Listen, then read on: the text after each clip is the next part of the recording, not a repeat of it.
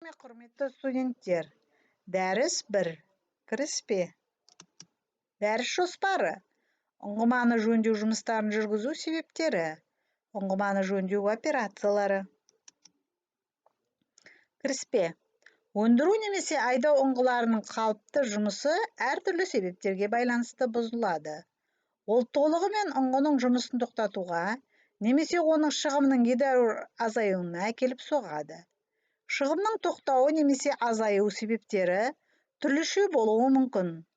Ол жер асты немесе жер үсті жабдықтардың істен шығуымен, қабат жағдайының өзгеруімен, газ лифтілі ұңғыларға электр энергиясының немесе газдың келуінің тоқтауымен, жер үстінде сұйықтықты қайта айдау және тасымалдаудың тоқтауымен және тағы басқа себептерге байланысты болады. Осылайша ұңғылар уақыттың бір бөлігін жөндеу жұмысын күтумен, немесе сол жөндеу жұмысының өтуін күтіп бос тұрады. Ұңғыларды жөндеу жиілігі және олардың салыстырмалы жұмыс істеу ұзақтығы белгілі бір көрсеткіштермен анықталады. Бұл көрсеткіштер басқа да техникалық экономикалық көрсеткіштермен қатар берілген мұнай өндіруші кәсіпорындағы ұйымның және мұнайды өндіру технологиясының жағдайын сипаттайды. Ұңғыны ағымдағы және күрделі жөндеу кезінде бір түрдегі операциялардың көп бөлігі бірдей жұмыстарды атқаруға белгіленген, бірақ оны параметрлері әртүрлі машиналар мен агрегаттар атқарады.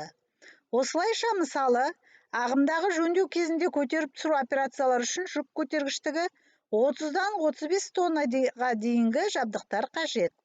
Ал күрделі жөндеуде 80 тонна және одан да көп. Сонымен қоса ағымдағы және күрделі жөндеу жұмыстарында бірдей жабдықтар немесе саймандар қолданылады. Мысалы, элеваторлар, кілттер және тағы басқа құрылғылар. Күрделі жөндеуде өте жиі ағымдағы жөндеу жұмыстарына арналған саймандар қолданылады. Егерде олардың параметрлері, мысалы, жүк көтергіштігі талап етілген шарттарға сәйкес келетін болса. Ұңғыманы жөндеу жұмыстарын жүргізу себептері. Ұңғымаларды жөндеуге дайындау кезінде жұмыстардың құрамы. Жабдықтармен жөндеу бригадасын, іргетастарды, зәкірлерді орнатуды, тартқыштарды бекітуді және көтергіш агрегатты орнықтандыруды көшіру. Ағымдағы және күрделі жөндеу үшін көтергіш агрегаттарды орнату. Сөндіру, жуу, қышқылмен өңдеу және басқа да жұмыстар жүргізу үшін құбырларды құрастыру. Берілген схема бойынша агрегаттар желілерін қосу. Ұңғымаларда жөндеу жұмыстарының әртүрлі түрлерін орындауға арналған арнайы жабдықтар мен жабдықтарды орналастырудың типтік схемаларын дайындау. Мұнай, айдау және газ ұңғымаларын тоқтату ережелері.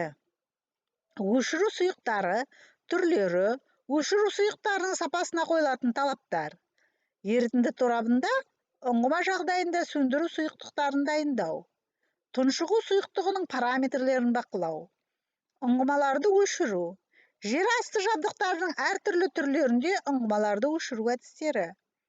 Ұңғыма сағасының жабдықтарын бөлшектеу және шығарындыға қарсы жабдықты тиісті схемалар бойынша орнату. Құбырларды дайындау. Құбырларды ұңғымаға түсірер алдында төсеу ережелері. Ұңғыманы жөндеу операциялары. Ұңғымаларды бұрғылау және аяқтау кезінде келесі асқынуларға тән болады. Ұңғымадан өтетін жыныстардың опырылуы, қабаттардың гидроразрывымен немесе каверналардың болуымен байланысты, бұрғылау және цемент ерітіндісінің сіңірілуі, газ, мұнай, су көріністері, бұрғылау құралын ұстап алу, температуралық ауытқуларға байланысты күту процесінде шегендеу бағаналарының екпіні, ұңғымаға бөгде заттардың құлауы. Ұңғымаларды жөндеуге дайындау. Ұңғымаларды жөндеуге дайындау кезінде жасалатын жұмыстар құрамы мынадай. Жабдықтар мен жөндеу бригадасын, іргетастарды, зәкірлерді орнатуды, тартқыштардың бекітуді және көтергіш агрегаттарды орталықтандыруды көшіру. Ағымдағы және күрделі жөндеу үшін көтергіш агрегаттарды орнату.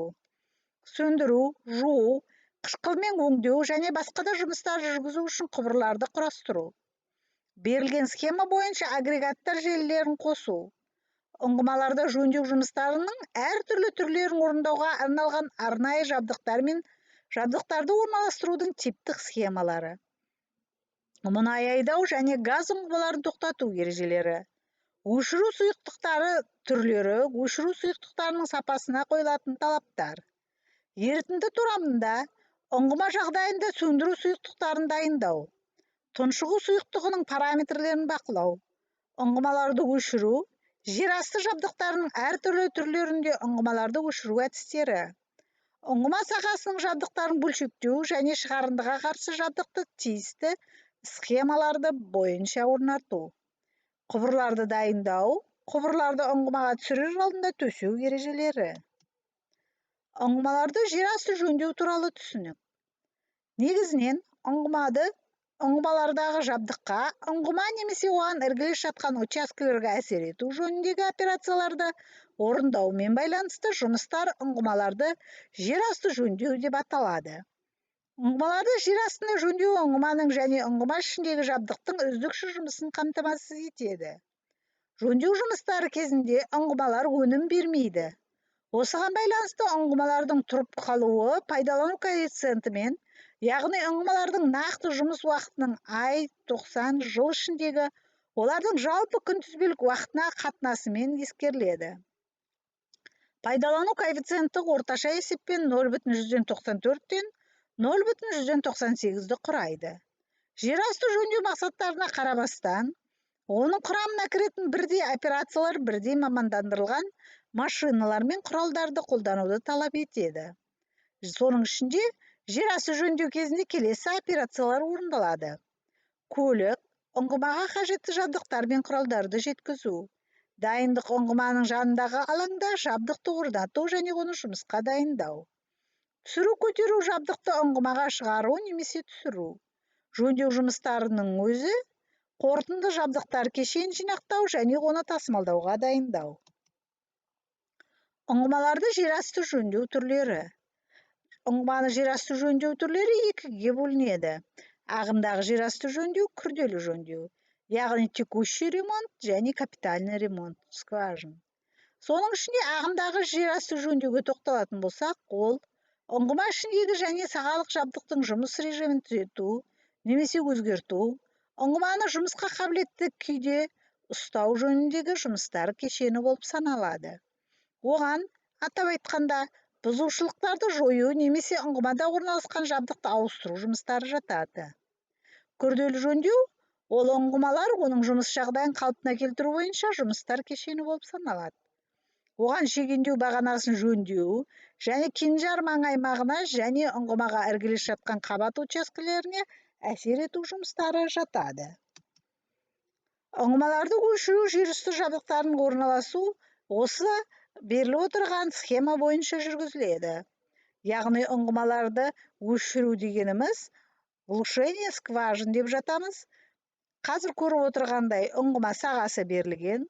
Ұңғыма сағасында орналасқан, яғни сорапты агрегаттар, сонымен қатар ыдыстар, автоцистерналар өндірістік, яғни сұйықтықты айдау арқылы ұңғыманы сөндіру бағыты көрсетілген.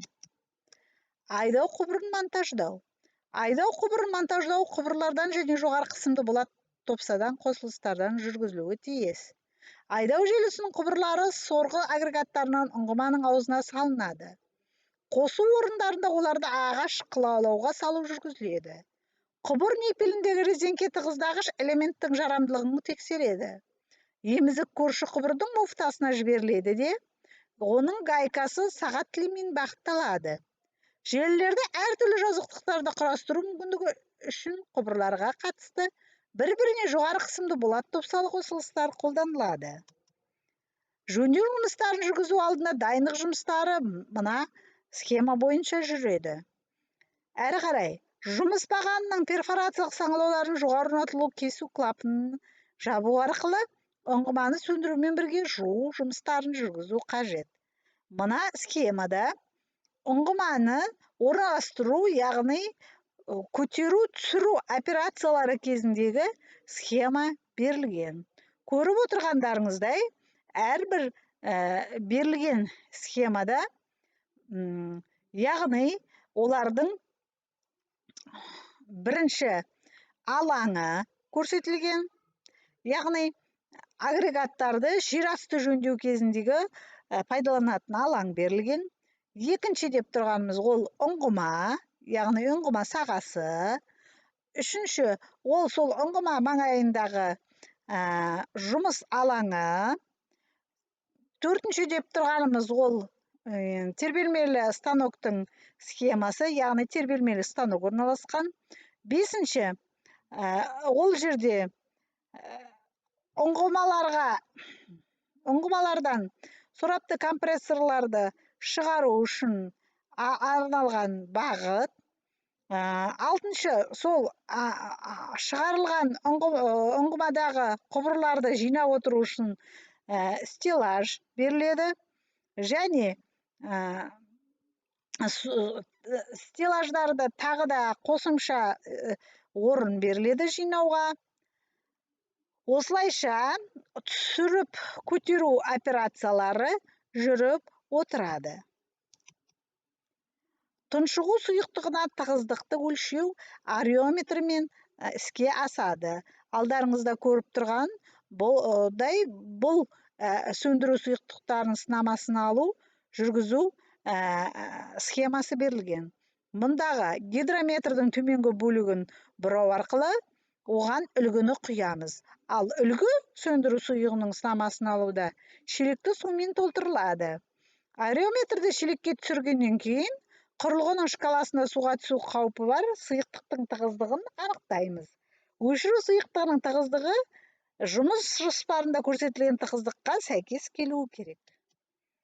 Құрметті студенттер, осы дәріс бойынша негізгі әдебиеттер мен қосымша әдебиеттер берілген. Дәріс курсынан басқа негізгі әдебиеттер мен қосымша әдебиеттерді пайдаланып, дәрісті пысықтау сұралады. Бақылау сұрақтары: ұңғыны жөндеу жұмыстары қалай жүргізіледі? Ағымдағы жөндеуде қандай жұмыстар жүргізіледі? Жөндеу жұмыстарын жүргізуге арналған құралдарды атаңыз. Ұңғыманы тұншықтыру, яғни глушение скважин сөндіру, сұйықтықтардың тығыздығы қалай қойылады немесе қалай анықталады? Дәріс аяқталды. Назарларыңызға рахмет.